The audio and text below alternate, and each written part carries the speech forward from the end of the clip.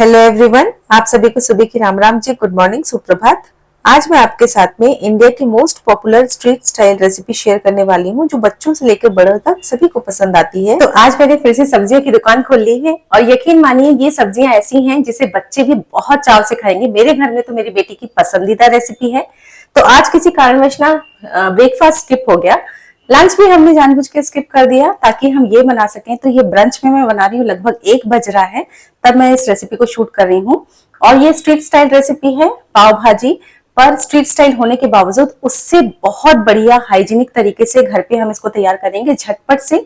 और बेटी अभी सो रही है, उसका वर्क फ्रॉम होम चल रहा है अभी, तो रात में काम करती है। जब तक वो उठेगी तब तक ये तैयार हो जाएगी। तो यहाँ पर जो वेजिटेबल्स मैंने ली हैं वो मैं आपको बताती हूँ। सबसे पहले शिमला मिर्च, साथ ही साथ में यहाँ पर आलू लिए हैं, 3 आलू मैंने लिए हैं, छील लिए हैं। साथ ही साथ में 3 प्याज लिए हैं, 4 से 5 टमाटर, और यहाँ पर ये कैरेट ली है। अभी ऑरेंज वाली कैरेट आ रही है ना, तो ये लिए मैंने। अगर विंटर्स में बना रहे हैं तो जो रेड वाली कैरेट आती है वो आप ले सकते हैं। और नेचुरल बहुत अच्छे कलर के लिए यहाँ पर मैंने यूज किया है एक बीटरूट। इसके कारण ये पाव भाजी बहुत अच्छी कलरफुल बनती है, बहुत ब्राइट कलर आता है और बहुत हेल्दी तो हो ही जाती है इसको डालने से। और यकीन मानिए स्वाद में कुछ फर्क नहीं आता, बच्चों को पता भी नहीं चलता है इसको डालने के बाद में कि हमने इसको डाला है और इतना अच्छा कलर आया है और हेल्दी बन गया है। और साथ ही साथ में ना ये वाली मिर्च अभी बहुत अच्छी आ रही है जो बहुत कम तीखी होती है। इसका एक सॉस भी रेडी करेंगे गार्लिक या लहसुन के साथ में मिला के, और वो सॉस जब हम पाव भाजी में डालते हैं ना तो बिल्कुल नेक्स्ट लेवल की पाव भाजी बनकर तैयार होती है, बहुत टेस्टी बनती है। तो ये मैंने लगभग 7 से 8 ली है। तो ये मिर्चियां ना इसके साथ में मैंने चटनी भी आपके साथ में शेयर की है, ऑलमोस्ट उसी तरीके की चटनी बनाने वाली हूँ और वो हम पाव भाजी में डालेंगे। तो चलिए फटाफट से पहले सब्जियां कट कर लेते हैं। तो सब्जियों को ना रफली चॉप करेंगे। यहाँ पर सबसे पहले मैं आलू कट कर रही हूँ क्योंकि इन सब्जियों को हमको उबालना ही है, इसलिए बहुत छोटे छोटे पीसेज या तरीके से इसको कट करने की जरूरत नहीं है। आलू मैंने सारे कट कर लिए हैं और ये जो सारी सब्जियां हैं ना ये मैंने बहुत अच्छे तरीके से पहले वॉश कर ली थी और उसके बाद में मैं कट करती जा रही हूँ। ये गोभी है, फूल गोभी को भी मैंने बहुत अच्छे तरीके से गर्म पानी में वॉश कर लिया था। उसके बाद इसको बड़े बड़े पीसेज में कट कर लेंगे। तो ये काफी क्लीन है इसलिए मैं इस तरीके से बड़े बड़े पीसेज में कट कर रही हूँ। लेकिन अगर आपको लग रहा है कि आपके गोभी में कीड़े हो सकते हैं तो इसको ना काफी छोटे पीसेज में चेक करते हुए कीजिएगा कट, क्योंकि गोभी में बहुत सारे कीड़े होने के चांसेस रहते हैं। तो ये मैंने गोभी भी कट कर लिया है। बहुत फटाफट से बनती है गाइज ये पाव भाजी, क्योंकि इसमें हमको सारी सब्जियों को ना बॉईल करना रहता है। कैरेट मैंने लगभग 2 ली है।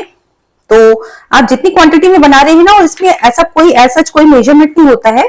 जितना भी आप सब्जी का रेशियो ले सकते हैं। अगर फूल गोभी नहीं खाते हैं तो फूल गोभी स्किप भी कर सकते हैं, ऐसा नहीं है कि उसको लेना जरूरी है। और ये मैंने कैरेट भी कट कर ली है।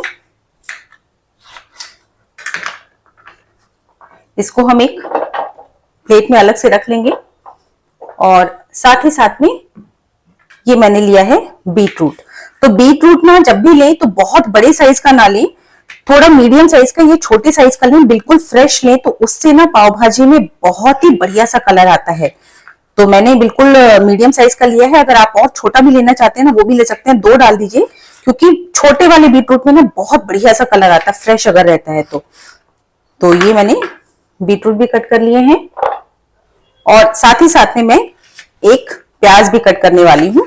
तो ये मैंने एक प्याज भी रफली चॉप कर लिया है। तो इसमें ना कुछ बैचेस में सब्जियां डलती हैं, तो ये सब्जियां पहले मैंने कट कर ली हैं। फूल गोभी, आलू, गाजर और साथ में बीटरूट और एक प्याज। तो इसको पहले हम फ्राई करके बॉईल करेंगे। तो चलिए फटाफट से पाव भाजी बनाना शुरू करते हैं। तो यहाँ पर लिया है मैंने एक कुकर और पहले हम इन सब्जियों को ना थोड़ा सा फ्राई कर लेंगे। तो इसके लिए कुकर चढ़ा के मैंने गैस को ऑन कर दिया है।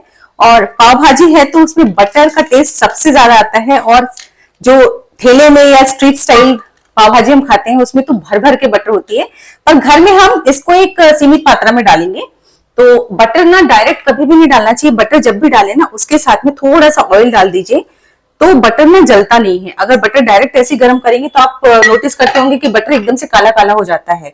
तो उससे बचने के लिए हमेशा ऑयल के साथ में, माफ कीजिएगा, बटर के साथ में ऑयल को डाल देना है।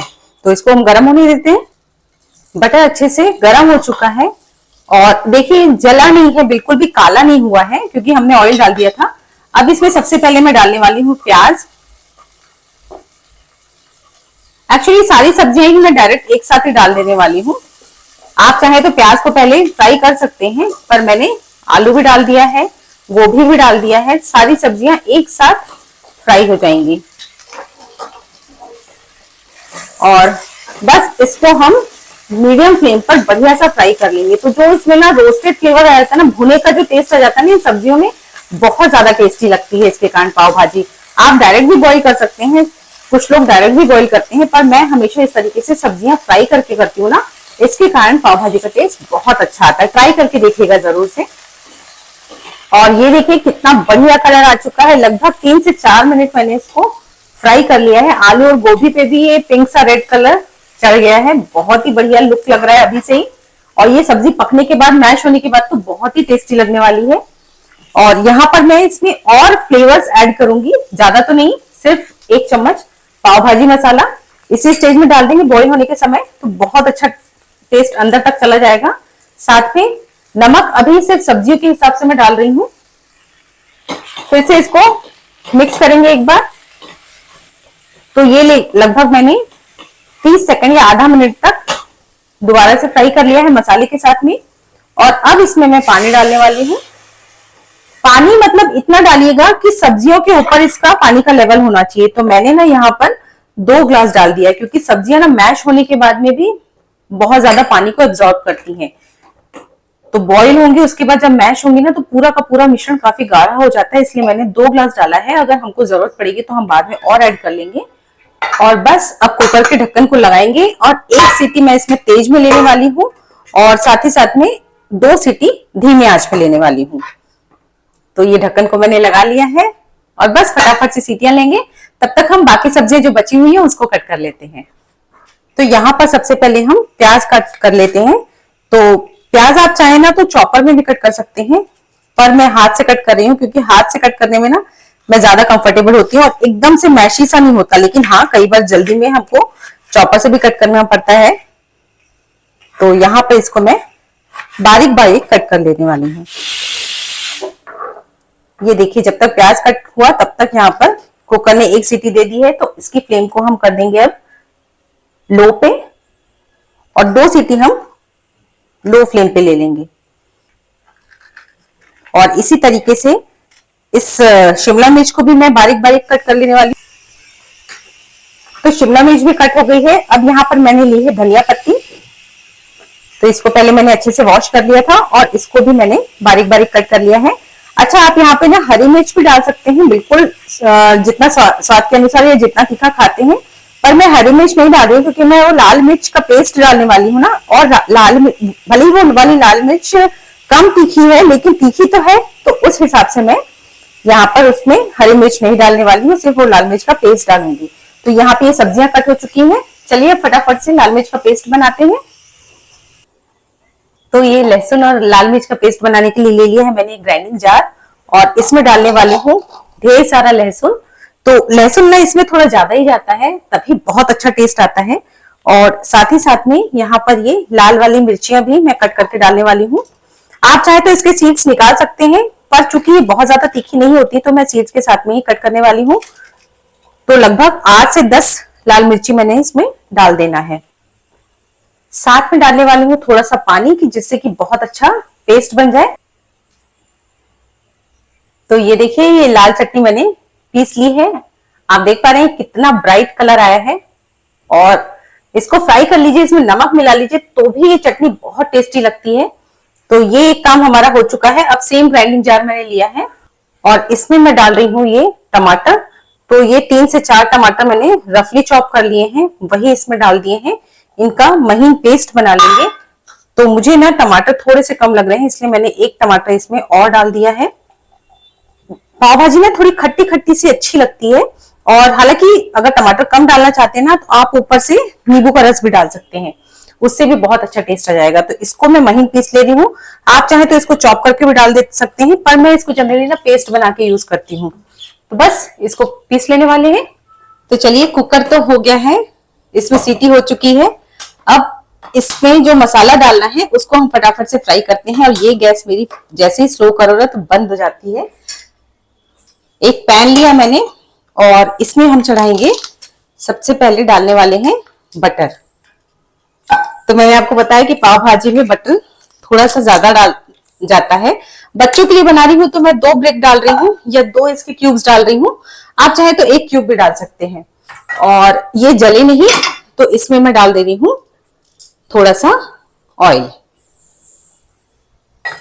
और बस अब फटाफट से पहले बटर को हम मेल्ट होने देंगे। बटर मेल्ट हो चुका है और इसमें सबसे पहले मैं डालने वाली हूँ प्याज। इसको ना बढ़िया सा हम गोल्डन ब्राउन कर लेंगे, तब तक हम इसको भूनेंगे। तो इसमें सब्जियां थोड़ी सी टुकड़ों टुकड़ों में जाएंगी, बैचेस में जाएंगी। तो सबसे पहले मैं प्याज को बढ़िया सा भून लेने वाली हूँ।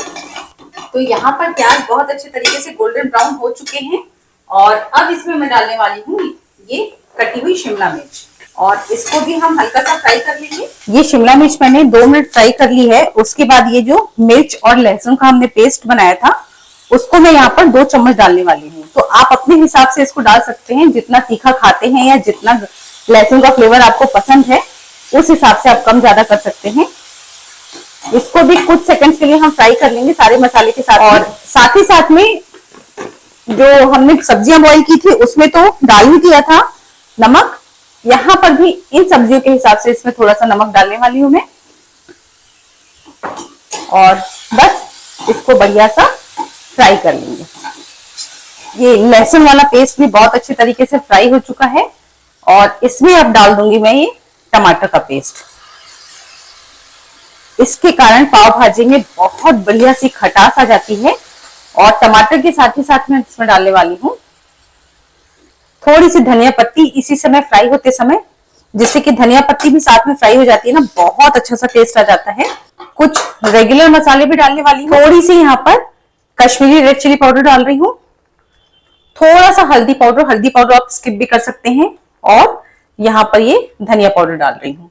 तो बिल्कुल रेगुलर मसाले जाते हैं पाव भाजी में। और अब इसको मध्यम आंच पर बढ़िया सा ऑयल रिलीज होने तक भून लेंगे। अब जब तक ये मसाला भून रहा है तब तक यहाँ पर ये कुकर भी ठंडा हो चुका है। ये देखिए पूरी इसमें से भाप निकल चुकी है, स्टीम निकल चुकी है। तो कुकर को मैंने खोला और ये देखिए सब्जियां बहुत अच्छे तरीके से बॉईल हो चुकी हैं। अब इसको गरम गरम में ही हम मैश कर लेंगे।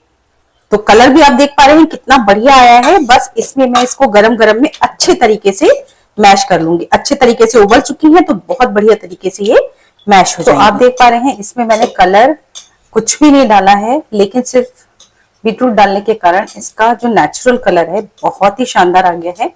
और जितना ज्यादा आप घोट सकते हैं, जितना ज्यादा आप घुटा हुआ खाते हैं पाव भाजी का मसाला, उतना आप इसको घोट लीजिए।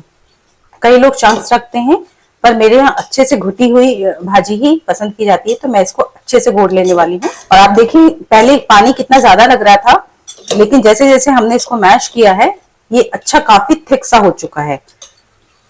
तो इसलिए पानी की क्वांटिटी ना थोड़ा सा ज्यादा ही रखिए, क्योंकि ये जब हम सब्जियों को मैश करते हैं उसके बाद ये पानी काफी ज्यादा एब्जॉर्ब कर लेती है। तो यहाँ पर ये पूरी की पूरी सब्जी अच्छे तरीके से मैश हो चुकी है, अच्छे तरीके से घुट चुकी है। और ये देखिए इस तरीके की इसकी कंसिस्टेंसी होनी चाहिए।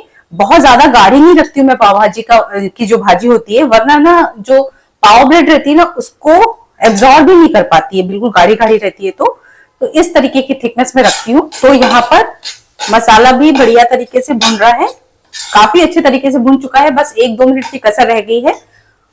और तब तक ये जो भाजी हमने मैश की है उसको भी मैं एक बर्नर पे चढ़ा देने वाली हूँ, जिससे कि वो बहुत बढ़िया तरीके से बॉयल आ जाए उसमें भी। इसमें एंड में मैं डालने वाली हूँ 2 चम्मच पाव भाजी मसाला।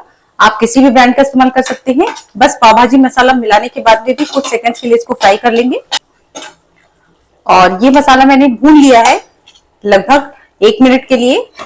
अब इसको फटाफट से यहाँ पे शिफ्ट करेंगे और सारा का सारा मसाला इसमें मैं डाल देने वाली हूँ। ये देखिए ये मैं इसलिए कर रही हूँ इसमें, ताकि भाजी के साथ में ना इसको अच्छे से मैश करते बन जाता है फ्लैट सरफेस वाले बर्तन में। अगर आपके पास में कोई कढ़ाई है फ्लैट सरफेस वाली वो भी ले सकते हैं।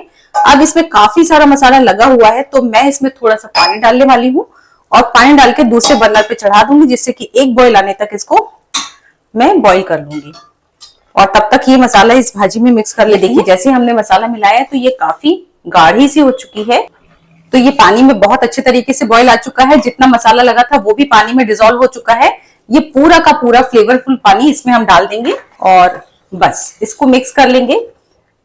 तो ये ना बहुत ज्यादा गाढ़ी नहीं रखनी चाहिए पाव भाजी की जो भाजी होती है, वरना जो ब्रेड के ऊपर से ही लगी होती है, जब तक वो ब्रेड उसको सोक ना करे, एब्जॉर्ब ना करे, गीली सी ना हो जाए जब पाव ब्रेड इसमें डालें, तब तक तो फिर पाव भाजी का मजा ही नहीं आता। तो इसलिए मैंने इसमें पानी डाल दिया है। बाकी चॉइस आपकी है, अगर एकदम गाढ़ी बनाते हैं तो आप पानी ना डालिए।